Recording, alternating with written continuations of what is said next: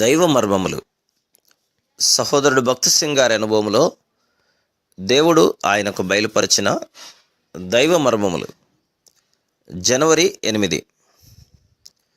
ఆ నామము కొరకు అవమానం పొందుటకు పాత్రులని ఎంచబడినందున వారు సంతోషించుచు వెళ్ళిపోయిరి.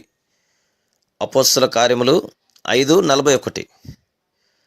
ప్రభువైన యేసుక్రీస్తు నామం కొరకు అవమానము పొందవలసి వచ్చినప్పుడు కృంగిపోయి నిరుత్సాహపడటకు బదులుగా మనము ఆనందించవలను.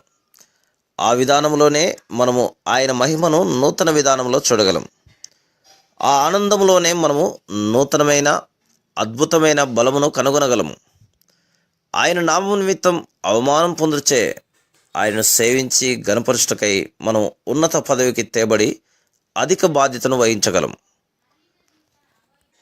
క్రీస్తు నామం నిమిత్తం మీరు నింద పాలైనలా మీరు ధన్యులు. 1 పేతురు 4:14. ఆయన నామం నిమిత్తము నిందను భరించుట అను దైవిక ఆధిక్యత నీకు ఇవ్వబడుటకు నీవు తగిన వ్యక్తివని ఎంచబడినందుకై ఆనందించుము. అదే నిజమైన హెచ్చింపు.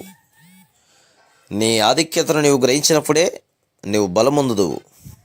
మనకు బలమైన దేవుని యొక్క ఆనందంలోనికి ప్రవేశించుట ఎట్లో మనలో ప్రతి ఒక్కరము నేర్చుకునేదముగాక. Praise the lord.